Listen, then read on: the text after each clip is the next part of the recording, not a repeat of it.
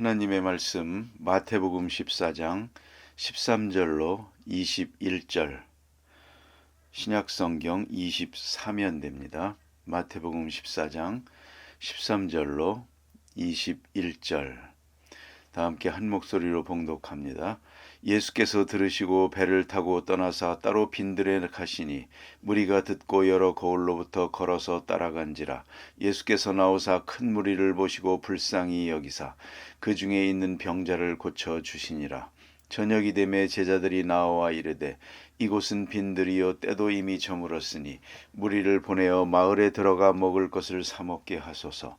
예수께서 이르시되 갈 것 없다. 너희가 먹을 것을 주라. 제자들이 이르되 여기 우리에게 있는 것은 떡 5개와 물고기 2마리뿐이니이다. 이르시되 그것을 내게 가져오라 하시고 무리를 명하여 잔디 위에 앉히시고 떡 5개와 물고기 2마리를 가지사 하늘을 우러러 축사하시고 떡을 떼어 제자들에게 주심에 제자들이 무리에게 주니 다 배불리 먹고 남은 조각을 12바구니에 차게 거두었으며 먹은 사람은 여자와 어린이 외에 5,000명이나 되었더라. 아멘. 오늘 본문에 나타난 5,000명을 먹이신 예수님께서 나타낸 큰 기적입니다. 우리는 이 기적을 통해서 대단히 중요한 엄청난 진리를 읽을 수 있어야 합니다. 예수님의 손엔 아무것도 없었습니다. 이건 빈들입니다. 그러나 저들을 먹이셨습니다. 우리는 모든 문제를 이렇게 물질 문제부터 발상을 하려고 합니다. 그래서 어떤 일을 할 때는 첫째가 경제다. 좌우간 돈이 있고야 뭘 하지. 돈 없이는 아무 일도 못한다. 이리 생각을 합니다. 그리고 둘째는 지식이다. 정확한 정보와 지식이 없다면 아무 일도 할 수 없다. 또 그 다음에는 경험이다. 우리는 무슨 일을 하려고 해도 해보지 않은 일에 대해서는 용기가 없습니다. 한평생 공부해도 경험이 없는 사람은 한 발짝도 내딛질 못합니다. 세상에 모험 없는 일이 어디 있습니까?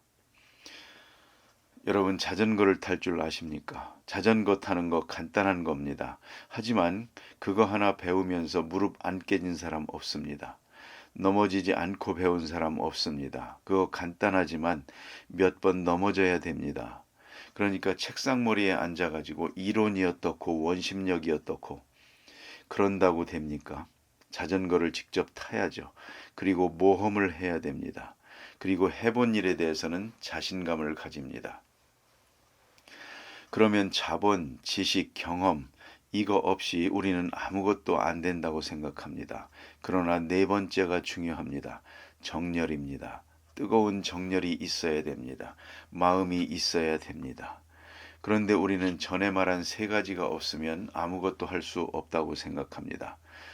그러나 예수님은 오늘 본문에서 보면 지금 아무것도 없습니다. 또 이런 일을 들어본 적도 없습니다. 그러나 맨손으로 5,000명을 먹였습니다. 있을 수도 없고 또 그런 적도 없습니다. 그러나 오늘 예수님 앞에는 뭐가 있습니까? 불쌍히 여기는 마음이 있습니다. 저들을 불쌍히 여기셨습니다. 병자를 불쌍히 여겨서 고치고 배고픈 자를 불쌍히 여겨서 먹입니다. 그 불쌍히 여기는 마음, 그 마음만 정말로 뜨겁게 있으면 이제 거기서 기적이 나타나는 것입니다. 그것이 오늘 본문이 주시는 엄청난 메시지입니다. 여러분, 정말로 뜨거운 정열과 불쌍히 여기는 마음만 있으면 거기에 기적이 있습니다. 우리는 환경부터 생각을 하고 경제부터 생각을 하고 지식부터 생각을 하려고 합니다.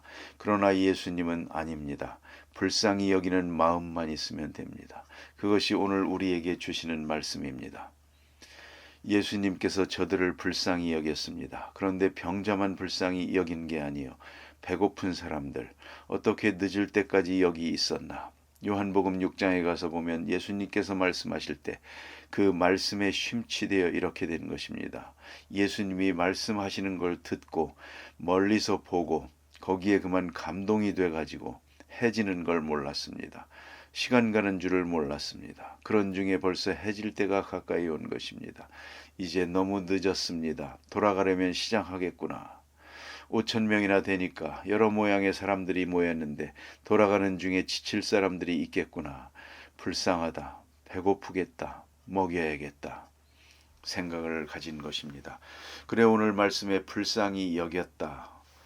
대단히 중요한 말씀입니다. 사랑이라는 것은 수평적인 사랑이 있습니다. 이것을 우리가 친교라고 합니다.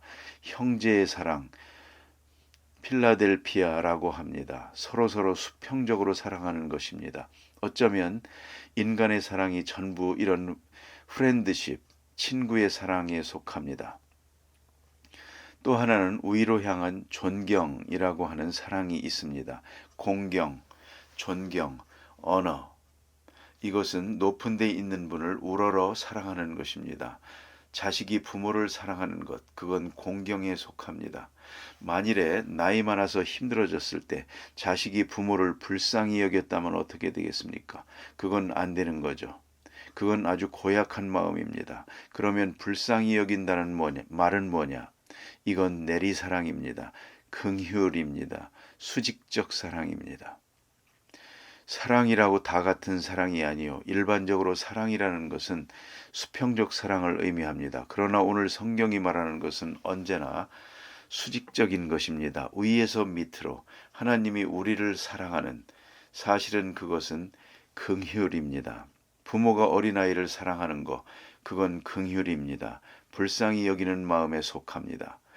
그러니까 예수님께서 우리에게 주시는 사랑은 전부가 긍휼입니다. 이렇게 봐야 되겠습니다.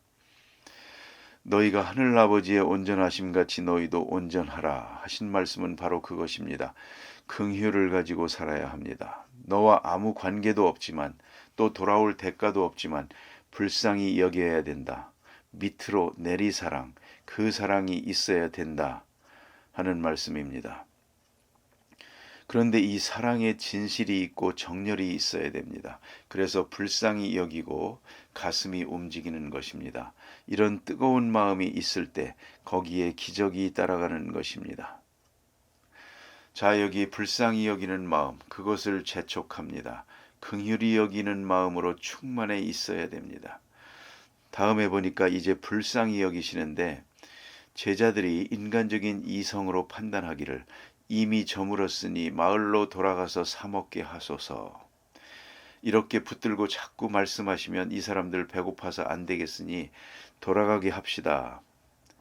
예수께서 가라사대 갈 것 없다. 참 이건 넉넉한 말씀이고 기가 막힌 얘기입니다. 가서 사 먹어야겠다는 것은 우리가 가진 지식이요, 경험이요, 우리의 판단이요, 우리의 추리입니다. 당연한 것입니다. 인간적으로는 이것만이 가능한 길입니다.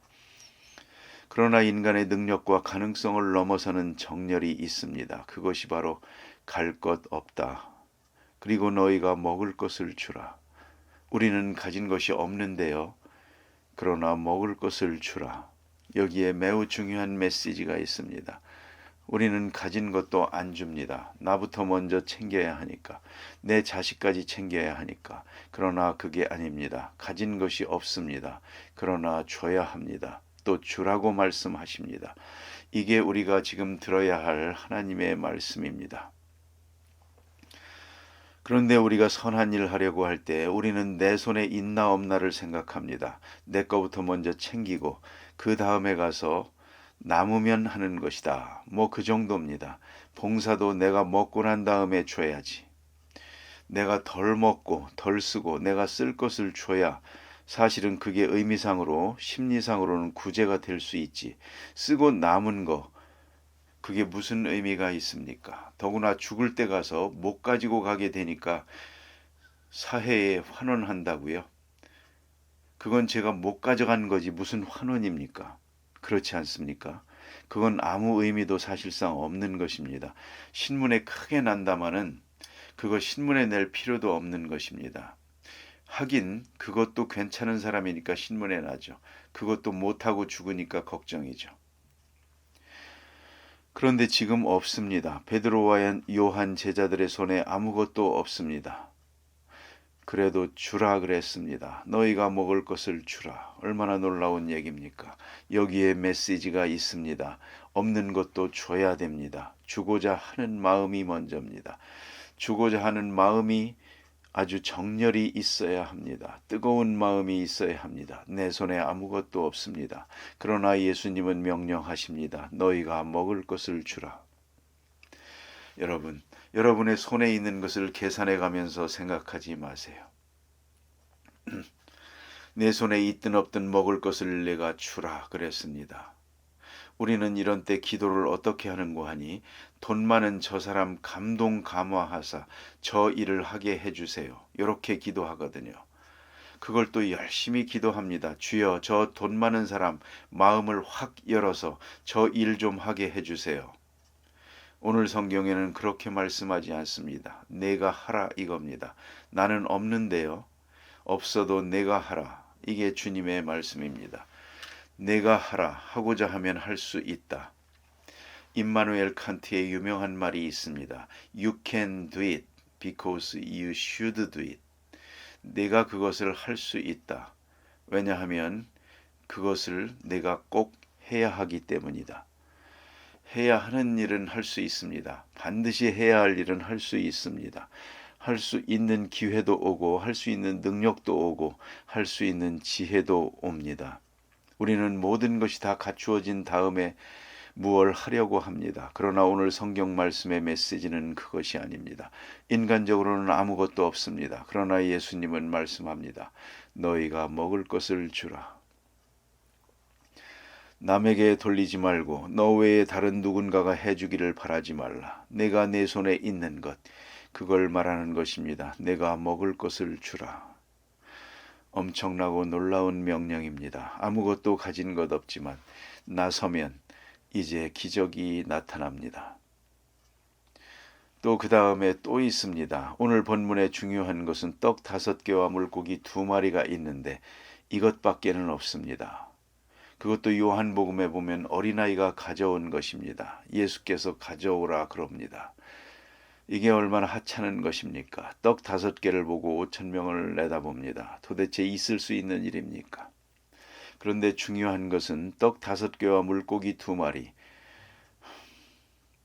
이것으로 참 어떻게 하겠습니까? 기왕의 기적을 행할 바에야 좀 희한하게 하시지. 그걸 가지고 그 초라한 걸 가지고 할 게 무엇 있습니까?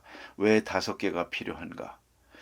그러나 그 5개를 통해서 역사하셨습니다. 작으나 크나 상관 안 합니다. 적어도 양적인 문제에 대해서는 주님은 관심이 없습니다. 문제는 질입니다. 작은 것을 주님께 드렸습니다. 어린아이가 자기가 먹으려고 가져온 것입니다. 그러나 예수님께 드렸습니다. 그 다음에 이것이 어떻게 될는지 그건 모릅니다. 다만 드릴 마음이 있어서 드렸습니다. 이걸 잊지 말아야 합니다. 어떻게 되느냐, 이것 가지고 될까 생각할 필요 없습니다. 내가 드리는 몇만 원, 그거 가지고 고아가 500명이라는데 뭘 하겠나? 안 그렇습니다. 작은 것도 주의 손에 들려지면 크게 쓰여지는 것입니다. 그런 거로 우리는 내가 가진 것, 내가 먹을 것을 주고 내가 가진 것을 통해 역사한다는 걸 알아야 합니다. 새로운 굉장한 것이 이루어진 다음에 돈을 많이 번 다음에 많이 배워가지고 그런 얘기가 아닙니다. 이미 가지고 있는 것, 이미 가진 내 건강, 내 지식, 내 물질, 이것 가지고 역사합니다. 주님께 바치기만 하면 주님께 바칠 때 엄청난 일이 이루어지는 것입니다. 주님께 바쳐서 주의 손에 들려지면 기적적으로 역사하는 것이고요. 하나 더 생각할 것이 있습니다. 그것은 오늘 본문에 예수님께서는 가만히 그 장면을 생각해 보세요. 요한복음에서는 이것을 성찬식으로 해석합니다. 자, 이제 5,000명이 앞에 있습니다. 불쌍히 여기는 마음이 있습니다. 주고 싶은 마음이 있습니다. 그리고 떡 5개를 손에 들고 축사하십니다. 감사드리고 있습니다. 글쎄요, 예수님의 마음속에는 무엇이 있었는지 다 모릅니다만 성경에 나타난 대로는 오직 한마디 축사하시고 그랬습니다. 축사는 감사하는 것입니다. 우러러 감사하는 것입니다. 떡 5개를 놓고 5,000명을 앞에 놓고 하나님 감사합니다 그랬습니다. 여기에 기적이 나타난 것입니다. 우리는 조금만 어려운 일 있으면 원망부터 합니다. 이것 가지고 됩니까? 이젠 죽었습니다. 그래서 기적이 나타나질 않습니다. 기적은 감사하는 가운데 나타나는 것입니다. 이 엄청난 현실 속에서도 말이죠. 하나님 감사합니다. 그리고 기도를 드리고 나누어 주었는데 5천 명이 먹고 남았습니다. 기적이 어디 나타났는가를 생각해야 합니다. 이것이 기적을 보여주는 결정적인 메시지입니다.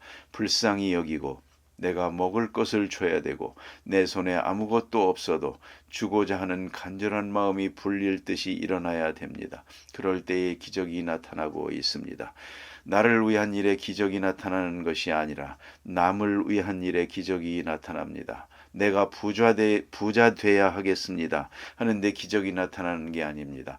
주고자 하는 뜨거운 정열이 있을 때, 그것이 하나님께 상달될 때 바로 거기에 기적이 있는 것입니다. 기도하십시다.